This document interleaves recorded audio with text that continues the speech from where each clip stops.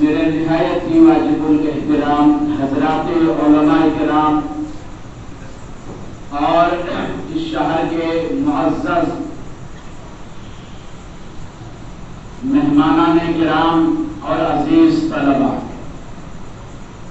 آج کا یہ پروگرام جہاں ہم اور آپ شامل ہیں، شریک ہیں، اور بعد نماز مغرب سے یہ سلسلہ چل رہا ہے، ہم سبوں کے ذہنوں میں یہ بات ہے کہ ہمارے اس مدرسے کے 4 ہونہار طالب علموں نے کلام اللہ کو اپنے سینے میں محفوظ کیا ہے اور حافظ قرآن بننے کا شرف انہوں نے حاصل کیا ہے۔ تو دعا کے سلسلے میں یہ چھوٹی سی اور مختصر سی مجلس منعقد کی گئی ہے۔ لمبا پروگرام طے نہیں کیا گیا اور یہاں جو مدرسے کے ذمہ دار ہیں انہوں نے 1-2 روز کے اندر ہی اس پروگرام کو طے کیا۔ ہم سب مل کر دعا کریں گے کہ اللہ تعالیٰ ان کے اس نیک مقصد میں کامیابی عطا فرمائے۔ دوستو، اللہ تعالیٰ نے ہمیں اور آپ کو دنیا کے اندر بے شمار نعمتوں سے مالا مال فرمایا۔ خدا نے اتنی نعمت دی ہے، اگر ہم ان کو گننا چاہیں، شمار کرنا چاہیں تو ہماری اور آپ کی زندگی ختم ہو جائے گی، لیکن خدا کی نعمتوں کو گن کر ہم ختم نہیں کر سکتے۔ ایک مثال میں دیتا ہوں آپ کو، یہ جو سانس آنے جانے کا سلسلہ ہے، جس سے ہماری زندگی باقی ہے، جس سے ہم باقی، یہ خدا کی کتنی بڑی نعمت ہے۔ اور جب یہ سانس کا آنا جانا رک جاتا ہے پھر اس کی زندگی ختم ہو جاتی ہے، پھر کوئی اس کو انسان نہیں کرتا، اس کو مردوں کی فہرست میں شامل کر دیا۔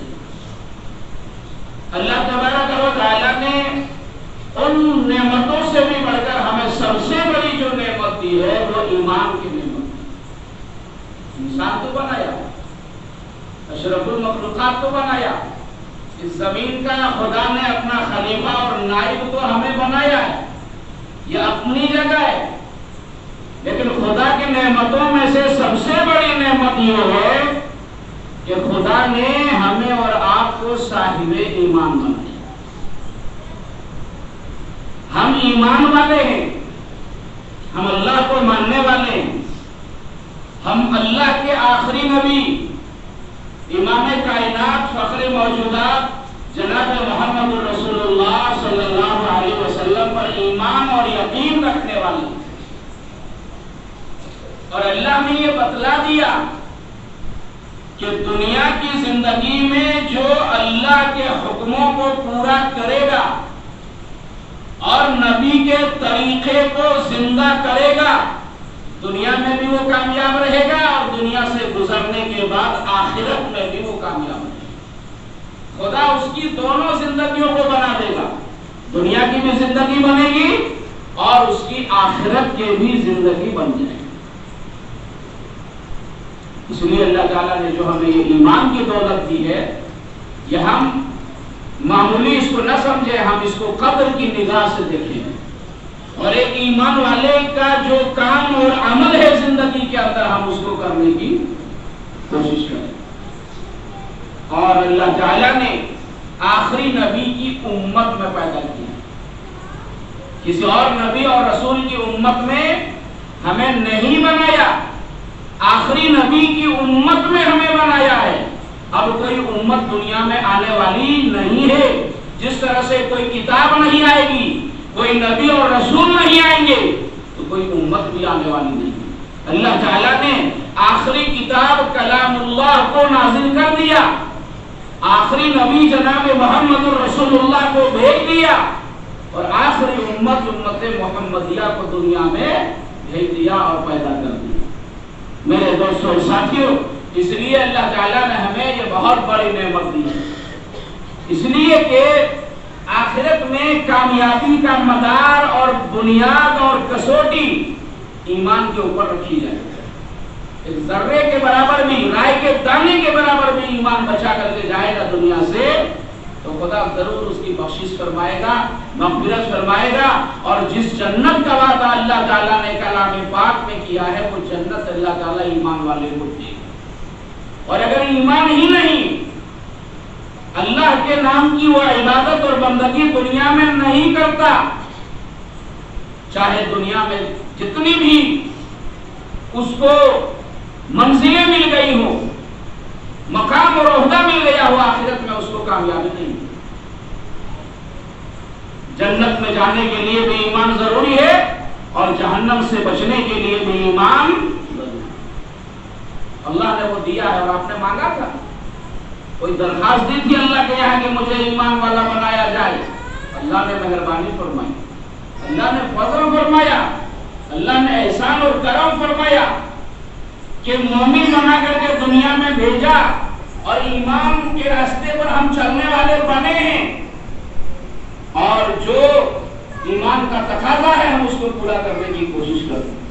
میرے دوستوں اور ساتھیوں، اس لیے اپنی زندگیوں کو ہم قیمتی سمجھیں اور اس کو ضائع ہونے نہ دیں، ہم اس کا استعمال صحیح کریں، اور استعمال کرنے کا طریقہ اور عمل کر کے ہمارے آقا صلی اللہ علیہ وسلم ہمیں دکھلا دیں۔ اور صحابہ کرام کی مقدس جماعت تیار کرتی تھی آپ صلی اللہ علیہ وسلم۔ 40 سال کے بعد آپ صلی اللہ علیہ وسلم پر قرآن نازل ہونا شروع ہوا۔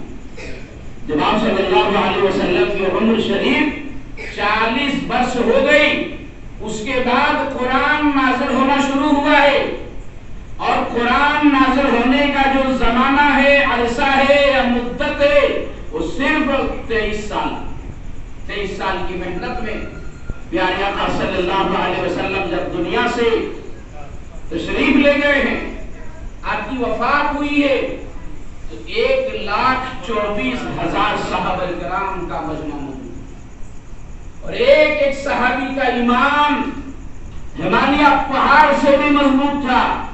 ہمارا اور آپ کا ایمان ٹل جائے، ہم بھٹک سکتے ہیں، کھوٹ پیدا ہو سکتی ہے، لیکن صحابہ کرام کے ایمان میں فرق آ جائے، یہ ہو نہیں سکتا۔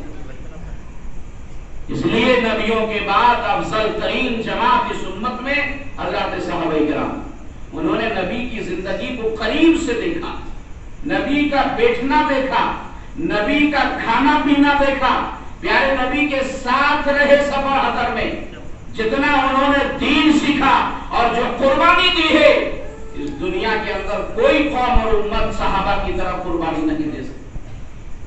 اللہ تعالیٰ نے ہمیں انہی کے نام لیواؤں میں ہمارا شمار فرمایا، اس لیے ہم اپنے مقام کو پہچانیں کہ اللہ تعالیٰ نے ایمان کی دولت سے مالا مال فرمایا، آخری نبی کی امت میں پیدا فرمایا، اور اتنا بہترین معجزہ خدا نے ہمارے نبی کو دیا، قرآن مقدس، کتاب اللہ، کلام اللہ، جو آپ کہہ لیں، یہ زندہ جاوید معجزہ۔ پیارے نبی دنیا سے چلے گئے، ان کی وفات ہو گئی ہے، لیکن یہ کلام اللہ آج بھی ہمارے درمیان میں موجود ہے، اور آج سے 1444 سال پہلے جس طرز پر، جن چیزوں کے ساتھ یہ قرآن محفوظ تھا، آج بھی اسی طرح سے یہ کلام پاک محفوظ ہے۔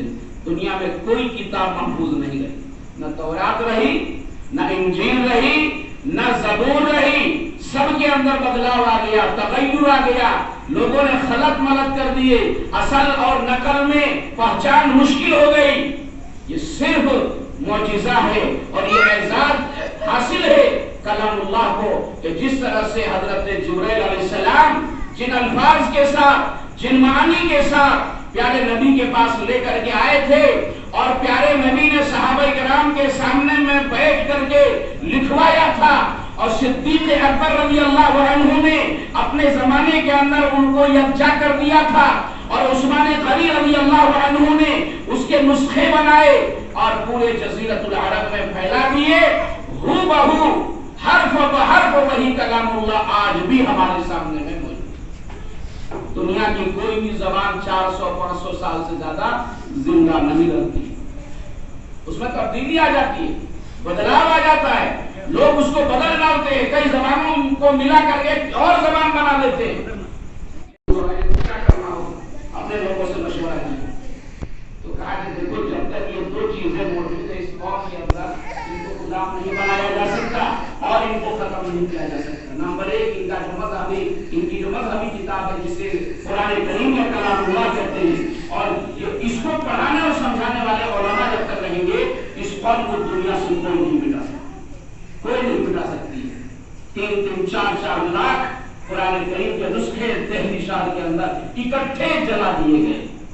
چھوٹے چھوٹے بچوں کو لے آتے تھے، عالم علماء کہتے تھے کہ تم نے یہ نسخے ضرور جلا دیے ہیں، ان کے سینوں کو کیسے جلاؤ، یہاں سے کلام اللہ کو کیسے ختم کرو۔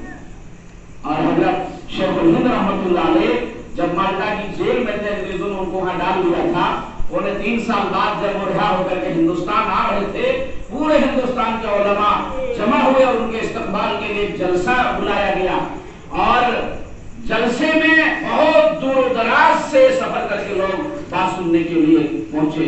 لوگوں کا اندازہ تھا کہ جیل سے رہا ہو کر آ رہے ہیں، بہت ہی بہترین ان کی تقریر ہوگی، کچھ بہت اہم بات بتائیں گے۔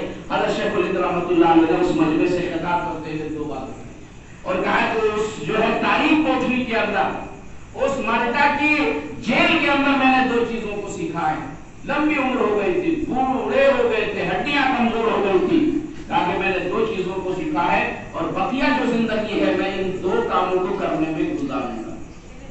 کیا 2 چیز ہے؟ نمبر 1 کہ میں نے یہ سیکھا ہے کہ کلام اللہ کی تعلیم کا سلسلہ گاؤں در گاؤں میں پہنچاؤں، مکتب قائم کرواؤں گا، اور میں خود نہیں جا پاؤں گا، چارپائی میں لیٹ جاؤں گا تو اپنے شاگردوں سے کہوں گا کہ میری چارپائی کو لے چلو، اور گاؤں در گاؤں پہنچ کر کے میں لوگوں کو یہ کہوں گا کہ یہ کتاب پڑھنے کے لیے ہے، یہ کتاب زندگی میں بسانے کے لیے ہے۔ جب تک اس کتاب کو ہم چھوڑ دیں گے دنیا میں ہم کامیاب نہیں ہو سکتے۔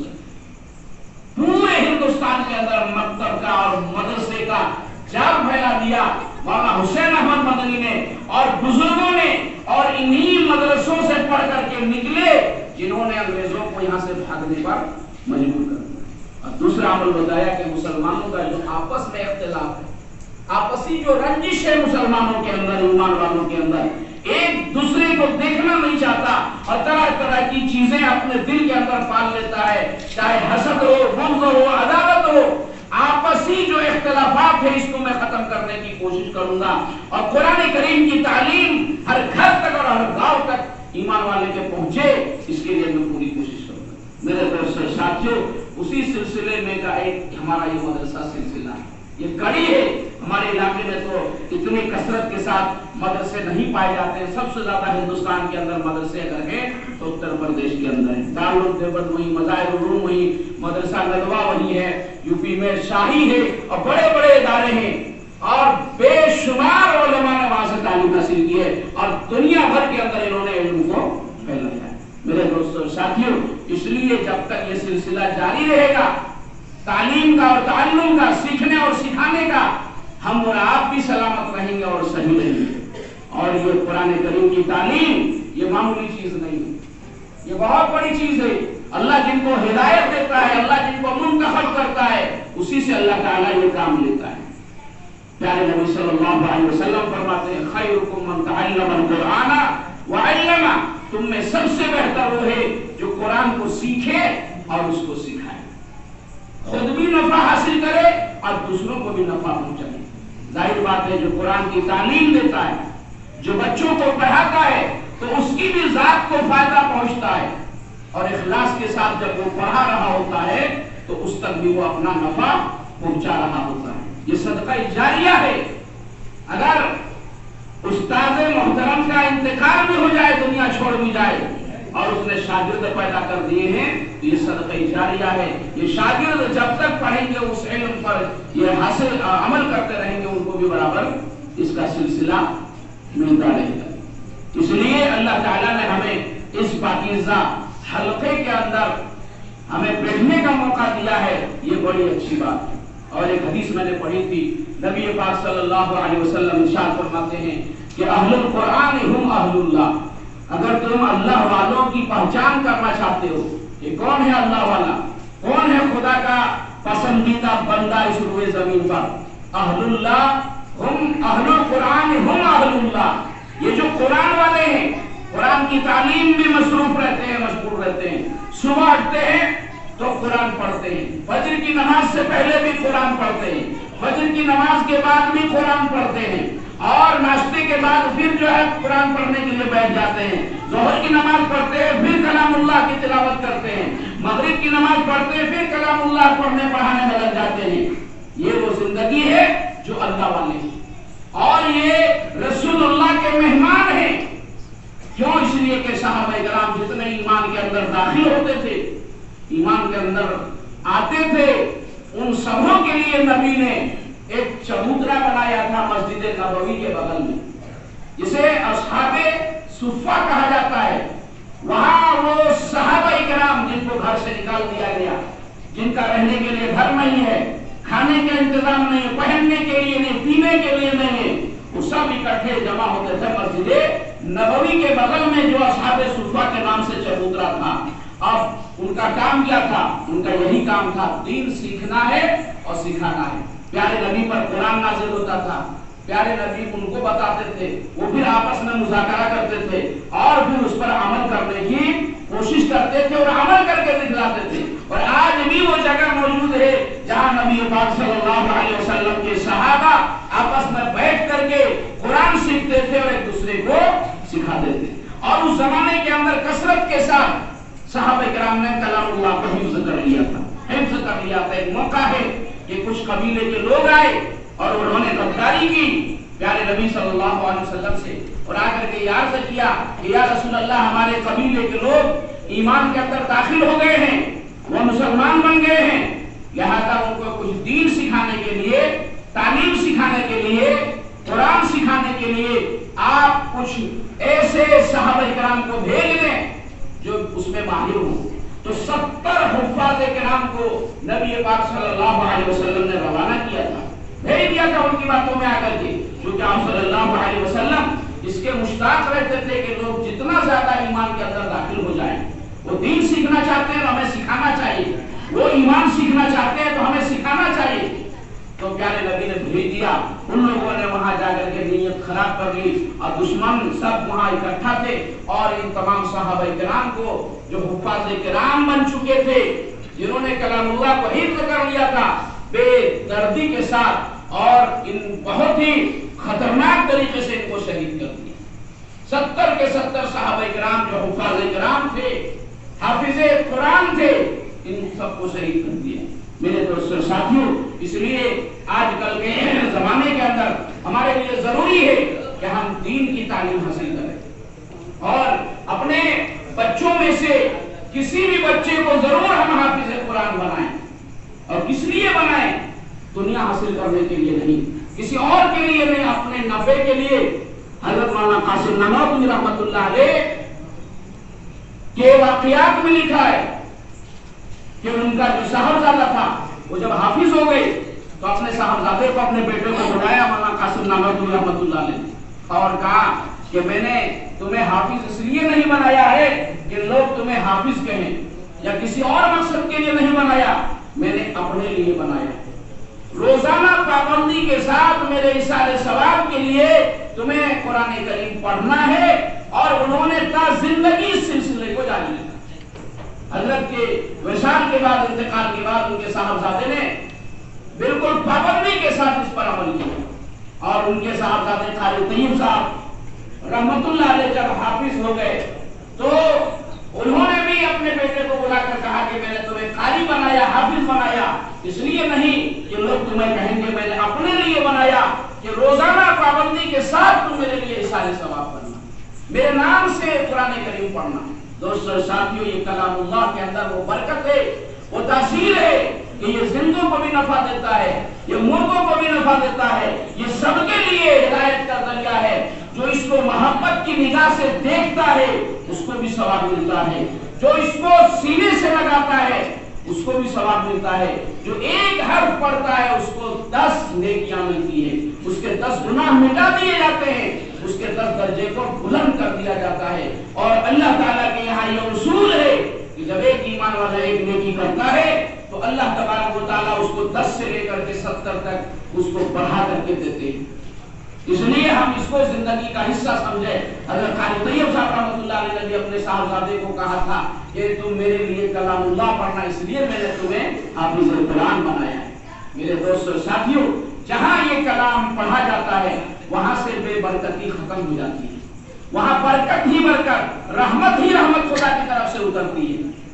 یہ اللہ تبارک و تعالیٰ نے اس کلام کا اتنا بڑا مقام اور مرتبہ رکھا ہے۔ یہ پڑھایا کہاں جاتا ہے، سکھایا کہاں جاتا ہے؟ اب گھر بیٹھے اس طریقے پر نہیں پڑھ پائیں گے جس طریقے پر طلبہ عزیز مدارس کے اندر پڑھتے ہیں۔ اس لیے کلام ملا، یہ اللہ کا کلام مسجدوں میں پڑھا جاتا ہے، لیکن پڑھنے کا صحیح طریقہ مدرسوں میں سکھایا جاتا ہے۔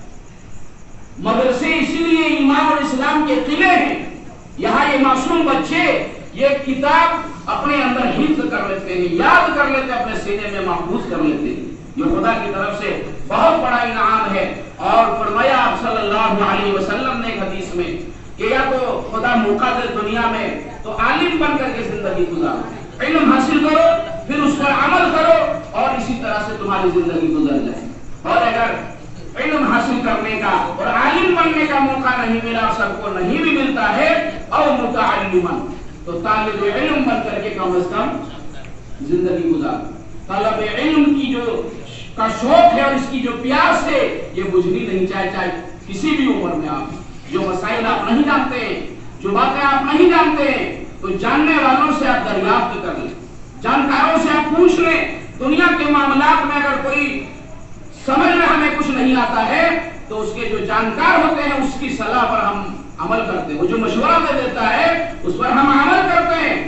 اگر ڈاکٹر یہ بتا دے کہ ان چیزوں کا پرہیز کرنا ہے تو آدمی اپنی جان کے لیے ان چیزوں سے پرہیز کرنا لگتا ہے۔ اگر وہ کیس مقدمے کے اندر چلا گیا ہے، وکیل اس کو جو بتائے چاہے اس کی سمجھ میں آئے یا نہ آئے، وکیل کی بات وہ مانے گا۔ ہر ڈپارٹ کے اندر یہی معاملہ ہے۔ تو دین کی باتیں اگر آپ نہیں جانتے ہیں تو جو اس کے جانکار ہیں، خدا نے جن کو نوازا ہے اور دیا ہے، ان سے آپ پوچھیں۔ پوچھنے میں کس بات کا حرج ہے، کس بات کی شرم ہے؟ صحابہ کرام پیارے نبی صلی اللہ علیہ وسلم سے بہت آسانی سے پوچھ لیتے تھے۔ فَاسْأَلُوا أَهْلَ الذِّكْرِ إِن كُنتُمْ لَا تَعْلَمُونَ، تم اہل ذکر سے، جانکاروں سے پوچھو، سوال کرو اگر تم نہیں جانتے ہو۔ تو یہ آپ صلی اللہ علیہ وسلم نے فرمایا کہ طالب علم بن کر زندگی گزارو، ان کا بڑا مقام ہے اور بڑی فضیلت ہے۔ یا پھر بتایا اور مستمعاً، اگر یہ بھی موقع نہیں ملا، عالم بننے کا نہیں، طالب علم بننے کا نہیں، تو کم از کم جو وہ باتیں بتائیں تو ان باتوں پر سن کر کے عمل کرنے کی کوشش کرو۔ دین کی باتوں کو سننے کی کوشش کرو اور کوشش کر کے اس پر عمل کرنے کی کوشش کرو۔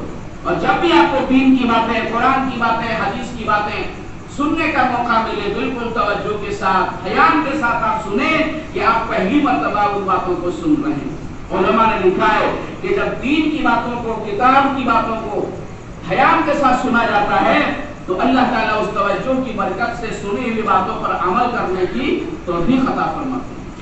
جو باتیں ہم سنتے ہیں عمل کی نیت سے ہمیں اور آپ کو سننا چاہیے۔ اور آخری بات بتایا کہ اگر یہ بھی موقع نہیں ہے تو فرمایا اور محبا لہو، کم از کم جو علماء کرام ہیں، جو اہل علم ہیں، جو اہل مدارس ہیں، جن کو خدا نے نوازا ہے، دیا ہے، ان سے محبت رکھو، ان سے احترام سے ملو، ان کا ادب کرو۔ نبی نے فرمایا کہ جو ہمارے بڑوں کا ادب نہ کرے، چھوٹوں پر شفقت نہ کرے، علماء دین کی قدر نہ کرے، وہ ہم میں سے نہیں، ہمارے طریقے میں نہیں ہے۔ یہ نبی پاک صلی اللہ علیہ وسلم فرماتے ہیں۔ اور نبی نے فرمایا ان العلماء ورثۃ الانبیاء، یہ علماء کرام انبیاء کے وارث ہیں۔ وان الانبیاء لم یورثوا درہما ولا دینارا، اور یہ انبیاء علیہ السلام وراثت میں نہ درہم چھوڑتے ہیں نہ دینار چھوڑتے ہیں۔ کیا چھوڑ کر کے جاتے ہیں؟ علم چھوڑ کر کے جاتے ہیں، علوم نبوت کو چھوڑ کر کے جاتے ہیں۔ لہذا جو تم میں سے جس نے اس کو حاصل کر لیا، بڑی مقدار میں اس نے کامیابی کو حاصل کر لیا، خیر کی چیزوں کو اس نے پا لیا۔ یہ آپ صلی اللہ علیہ وسلم نے ہمیں بتایا ہے اور سکھایا ہے، اس پر ہمیں عمل کرنے کی ضرورت ہے۔ اور ایک روایت مجھے یاد آ رہی ہے کہ اللہ تبارک و تعالی میدان محشر کے اندر جب یہ فیصلہ فرما دیں گے کہ جنتی جنت میں جائیں گے اور جہنمی جہنم میں جائیں گے، تو ان کو تو جانا ہی پڑے گا، ان کو تو جانا ہی پڑے گا۔ اور اللہ تعالیٰ ایک عابد کو بلائیں گے اور ایک عالم دین کو بلائیں گے۔ اور جب عابد کو بلایا جائے گا، عابد اسے کہتے ہیں جن کی زندگی بچی کے اندر نیکی ہی نیکی ہے. اتنی اس نے عبادت کی ہے اللہ کی کہ اللہ کو راضی کر لیا، اگرچہ ان کے پاس علم نہیں تھا. عبادت تھی، خدا کی بندگی تھی، نیکی زیادہ ہے بدی کے مقابلے میں. اللہ تعالیٰ کہیں گے کہ تم جنت میں چلے جاؤ، جنت میں آسانی کے ساتھ چلا جائے گا، اور جو عالم ہوں گے ان کو روک لیا جائے گا، ان کو وہاں بیٹھا دیا جائے گا. اب دنیا کے اندر چھوٹی چھوٹی باتوں پر جو ایک دوسرے سے ہم بدظن ہو جاتے ہیں، بدگمان ہو جاتے ہیں، بتائیے ہم میں سے کون کامل اور مکمل ہے؟ کس کے اندر کمی نہیں ہے؟ کس کے اندر کوتاہی نہیں ہے؟ اسی لیے نبی نے فرمایا کہ تمہاری مثال اس پیمانے اور سا کی طرح ہے جس کو تم میں سے کسی نے کامل طریقے سے بھرا نہیں. ہر ایک کے اندر کچھ نہ کچھ کمی ہے. اس لیے ایمان والوں کے ساتھ اچھا گمان رکھو، اچھا خیال رکھو. اور جو علماء کرام ہیں اللہ تعالیٰ کی طرف سے منتخب ہوتے ہیں، میرے دوستو ساتھیو، ان کے ساتھ اچھا گمان رکھو. تو یہ سوچیں گے کہ بھئی آج بھی ان کا معاملہ دنیا میں جس طرح سے کہیں اٹک گیا تھا آج بھی اٹک گئے. تو پھر اللہ تعالیٰ فرمائیں گے کہ اس لیے میں نے تمہیں روکا ہے کہ عابد تو تنہا جنت میں چلا گیا، میں نے تمہیں علم سے نوازا تھا. میں نے اس لیے نہیں روکا ہے کہ میں تم کو عذاب دوں گا. اگر عذاب دینا ہوتا تو میں اپنا علم ہی نہیں دیتا. آج جب جنت میں جاؤ گے تو اکیلے نہیں جاؤ گے. جن کی تم نے تربیت کی ہے اور جو تم سے متعلق تھے اور تم سے متعلق ہو کر جنہوں نے اپنی اصلاح کی ہے اور تمہارا انہوں نے دنیا کے اندر جو نبھانے کا طریقہ ہوتا ہے اس کو نبھایا، ان کے بارے میں تم سفارش کرو، میں سفارش قبول کروں گا اور ان تمام کو اپنے ساتھ جنت میں لے کر کے. اس لیے میرے دوستو ساتھیو، اگر ہم خود نہیں کر پا رہے ہیں تو جو لوگ کر رہے ہیں کم از کم ہمیں ان کے بارے میں اچھا گمان رکھنا چاہیے اور خیال رکھنا چاہیے. جب تک یہ علماء کرام موجود ہیں اللہ تبارک و تعالیٰ اس دنیا کو اسی طرح چلاتے رہیں گے. اور جب ہم ان کی طرف سے توجہ ہٹا لیں گے تو پھر اللہ کا عذاب آنا شروع ہو جائے گا. اللہ کا عذاب آنا شروع ہو جائے گا. ابھی 2 سال کے اندر پیچھے ہم نے دیکھا 20 اور 21 کے اندر یہ کورونا جو وبا پھیلی تھی دنیا کے اندر، کس قدر اس نے تباہی مچائی ہے. اور چاہے سبب اور ذریعہ کچھ بھی بنا ہو، مدارس کے اوپر بہت زبردست اس کا اثر رہا ہے. ہمارے علاقے کے اندر جو چھوٹے چھوٹے مدرسے چلتے تھے ایک بھی طالب علم وہاں سے مل نہیں رہا تھا اور بہت ہی مشکل کے ساتھ پھر لوگوں نے جوڑنا شروع کیا. پھر 2-3 سال محنت ان کے پیچھے چلی گئی. اور ابھی مفتی صاحب بتا رہے تھے اتر پردیش کے اندر اتنے سارے مدرسے ہیں، وہاں کسی نے یہ رپورٹ پیش کی کہ 3 سے 3.5 لاکھ بچوں نے مدرسے کی تعلیم سے اپنے آپ کو الگ کر دیا.